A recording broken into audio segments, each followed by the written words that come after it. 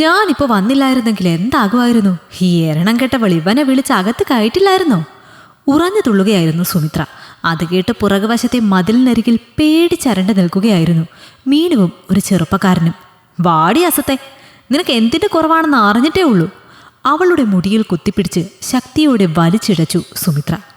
സുമി, നീ ഇങ്ങനെ ശബ്ദമുണ്ടാക്കി ആളുകളെ കൂട്ടല്ലേ, നാണക്കേടാ. സതീശൻ സുമിത്രയെ ശാസിച്ചു. ഇതിലും വലിയ നാണക്കേട് ഇനി എന്താ? പുന്നാര മോള് കാണിച്ചു കൂട്ടിയത് നിങ്ങളും കണ്ടതല്ലേ? കണ്ടവനെ വിളിച്ച് കെട്ടിപ്പിടിച്ചിരിക്കുന്നു. സുമിത്രയ്ക്ക് കലി അടങ്ങുന്നുണ്ടായിരുന്നില്ല. നിന്നോടാണ് ശബ്ദം കുറയ്ക്കാൻ പറഞ്ഞത്. ഒച്ചയിട്ട് ആളുകൾ കൂടിയാൽ സ്വന്തം പല്ലിട കുത്തി നാറ്റിക്കുന്നത് പോലെയാകും. സുമിത്രയെ നോക്കി കടുപ്പിച്ചാണ് അയാൾ പറഞ്ഞത്. തല താഴ്ത്തി ശബ്ദമില്ലാതെ കരയുകയാണ് മീനു. 16 വയസ്സേ ഉള്ളൂ. ഇപ്പോഴും തൻ്റെ തോളിൽ തൂങ്ങി നടക്കുന്നവളാണ്.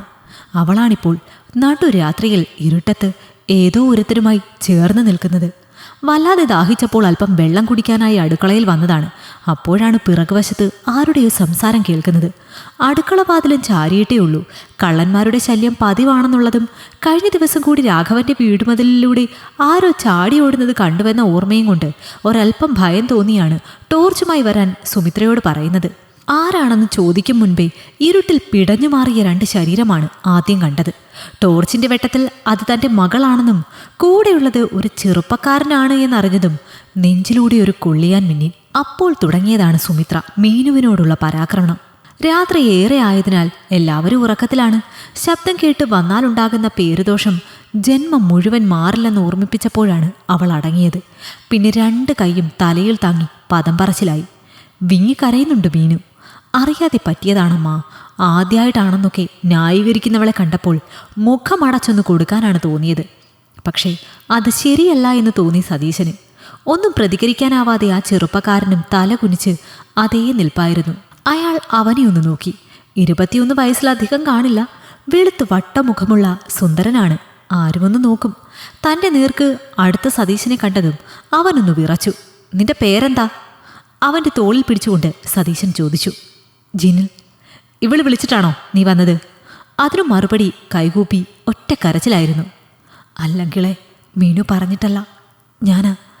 ഞാനാ നിർബന്ധിച്ച് മീനുവിനോട് പുറത്തേക്ക് വരാൻ പറഞ്ഞത്.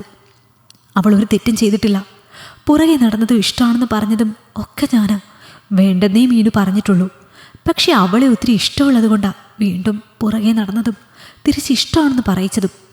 പ്രേമിക്കുന്നവർ തമ്മിൽ രാത്രി കാണലൊക്കെ ഉണ്ടെന്ന് പറഞ്ഞ് കൂട്ടുകാർ എരികേറ്റിയപ്പോഴാണ് ഞാൻ ഇങ്ങോട്ട് വന്നത്. ഒരുപാട് പറഞ്ഞിട്ടും ഇറങ്ങി വരാതായപ്പോൾ വന്നില്ലെങ്കിൽ ഇനി ഒരിക്കലും കാണില്ലെന്ന് പേടിപ്പിച്ചപ്പോഴാണ് മീനു ഇറങ്ങി വന്നതും. ഞങ്ങൾ കെട്ടിപ്പിടിച്ചതൊന്നും അല്ല. പോവാൻ തുടങ്ങിയപ്പോൾ മീനുവിൻ്റെ കാല് തട്ടി വീഴാതിരിക്കാൻ പിടിച്ചതാ ഞാൻ. നിങ്ങൾ കരുതുന്ന പോലെയൊന്നും ഞങ്ങൾ ചെയ്തിട്ടില്ല. മുഖം പൊത്തി ഏങ്ങുന്നവനെ കണ്ട് അയാളുടെ മനസ്സിലൊരു തണുപ്പ് വീണു. ഇവൻ പറഞ്ഞത് സത്യമാണോ? അയാൾ മീനുവിനെ നോക്കി. അതേയെന്ന് തലയാട്ടി അവൾ. 2 വന്നേ. സതീശൻ അടുക്കള വാതിലിലൂടെ അവരുമായി അകത്തേക്ക് കയറി. അയാളിതെന്ത് ഭാവിച്ചാണെന്ന് മനസ്സിലാക്കാതെ സുമിത്രയും. ഇരിക്കെ. മീനുവിനെയും ജിനിലിനെയും സോഫയിലിരുത്തി അവരുടെ മുൻപിലേക്കിരുന്ന അയാൾ. നിനക്കിവളെ ഇഷ്ടമാണോ? പെട്ടെന്നുള്ള ചോദ്യം കേട്ട് അവനൊന്ന് പരിഭ്രമിച്ചു. പിന്നെ അതേയെന്ന് തലയിളക്കി. നിനക്കോടി?